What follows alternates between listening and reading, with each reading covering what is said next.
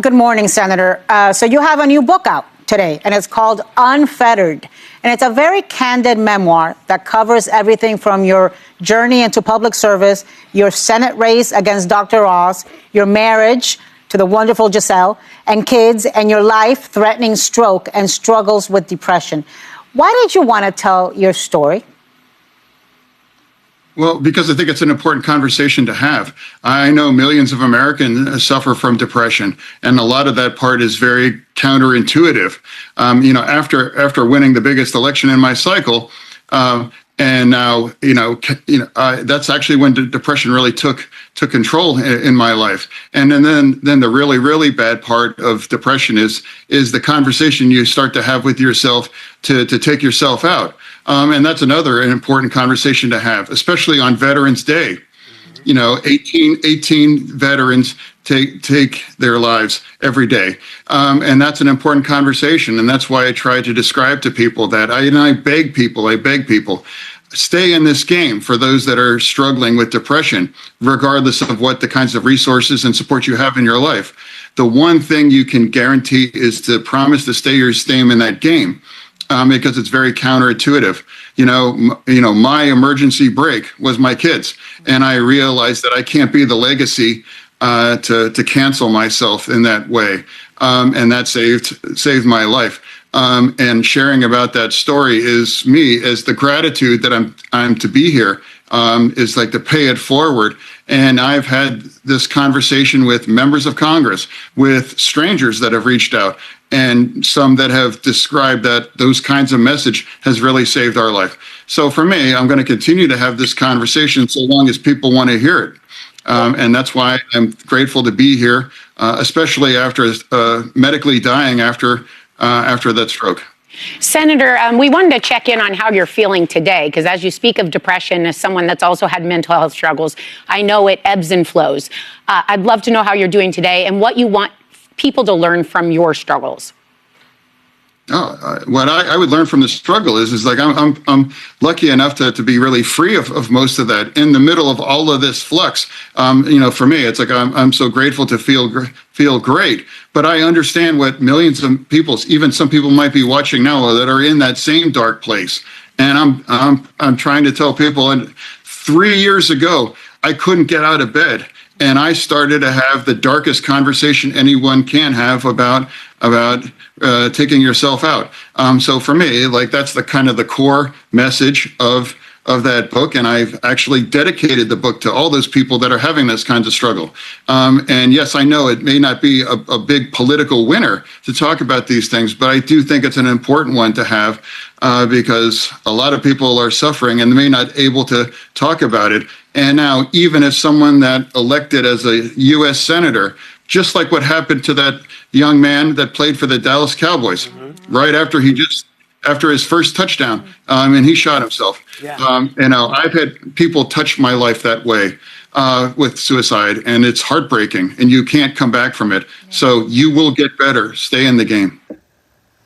Looking at John Fetterman, that's Senator John Fetterman, we all know him.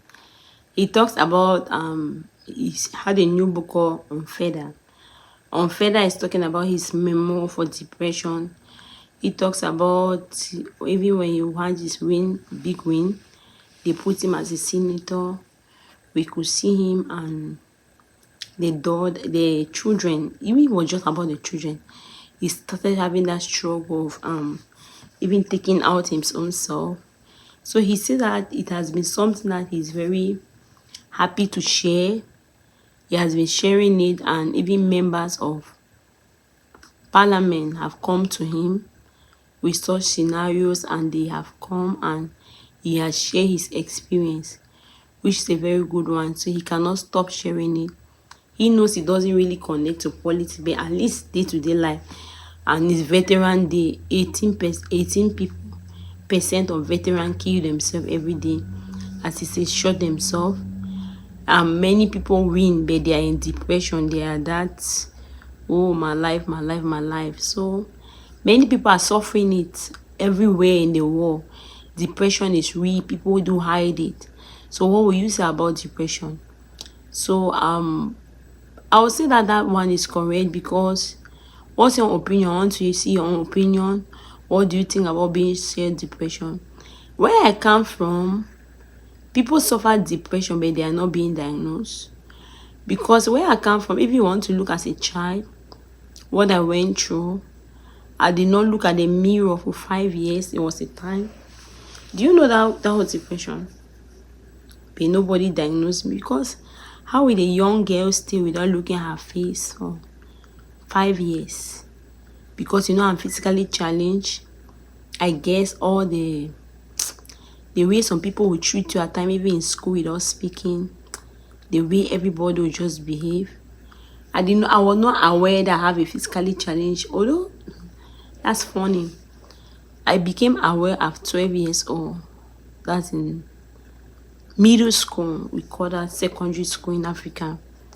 I had these boys out who insult me that about my back because I have scoliosis. They call that hunchback in pidgin.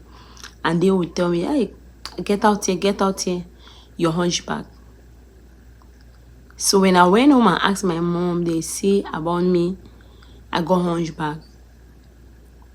And my mom would say, don't mind them, don't talk to them.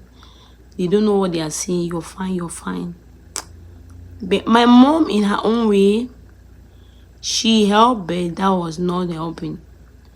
Because she could have just went and told me that you got hunchback, but that does not stop you from being beautiful. Although she was my mentor then, and that's what I knew. She did a great job by making me positive. In that aspect, she could have just, the truth was good. Just tell me that, yes, because of this, but it don't stop you. You're still a beautiful lady. That will not make you be, when I went to school, the other boys, your hunchback, let me look at me. You don't even have to be in. So all those things, it get into me. Growing up, I started my shoe, I put on caliper, it was just so ugly. My skirt were different from any regular girl. I put on those big skirts, and then behind them, sometimes it bursts, and they'll put the patch. The patch will be, my school skirt used to be blue, so they'll put it, to see a blue that is the same with that color is different. So actually, the tailor, which way they call it designer now, will take a particular one and just put there. So I guess it do the two blues will be two different blues, such a combination. And me myself, I'll just be looking for. I was a very neat girl, neat. Where iron it, I'll just see. I say, oh God. So that got into me, I guess, in a way I didn't know, and depression took all over, and I was depressed for a while. Another time that I'll call it depression, when I got older, I came to the United States. I got into nursing school because I came from Africa. There's some courses you take like 1 year before you even start doing your pre-courses. I took those courses for pre-courses. By the time I finished my prerequisite, I was 2 years old. 2 years already gone. When I entered nursing program was 2 years. So that's almost 5 years gone, right? 6 months to my graduation, I was removed from program. I did not even, if I fail, give me some grace now. I will say, okay. But a friend of mine took my homework. They give homework in a textbook, the homework book. Because the teacher with the friend they have some differences between them. Because my friend was not coming to class. And the teacher was, when the child keep calling her, she's not answering her phone. So from that moment, the teacher already got mad. So the teacher now, because my friend said, can I just look at your homework? I said, of course. She looked and she was trying to write it down. Then the teacher now came and entered the class and saw her copying, and the child became mad. And the teacher said that for that reason, both of us should come to the dean's office. When we went to the dean's office, the dean's only put 5 and told me that according to law, just read some laws I cannot even understand, and say we should go home. They never called us back. They didn't even send us a sanction letter as to say you have been removed. They just told us, just go home.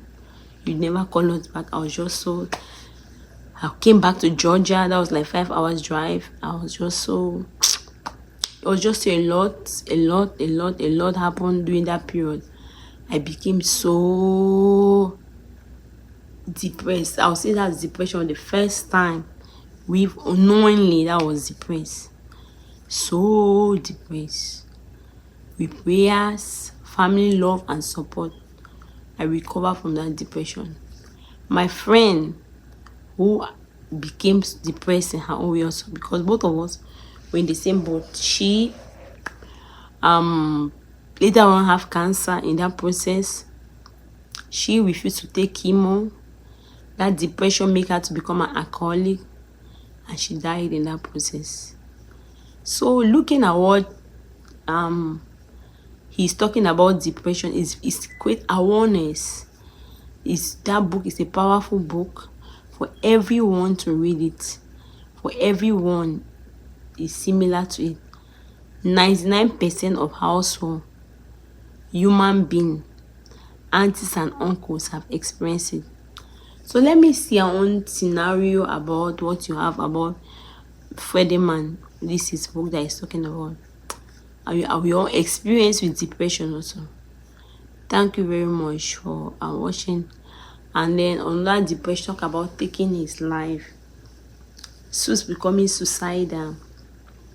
I never become suicidal at that age or nothing. But when I was little, at that my time, as a teenager, I thought of it, but two things stopped me. When I was little, they preached much about hellfire.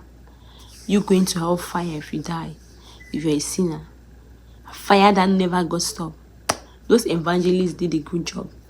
Because they will show you, sometimes they even draw calendar. You see they have draw fire, they put things in the fire. Those evangelists, those missionaries that came to Africa at that time. So that scared me really not to go to hellfire. Then number two, I know my mom is going to die. So that's what stopped me. Let me see your opinion about this. Thank you very much for watching. If you have not subscribed, please subscribe and share the video. God bless you.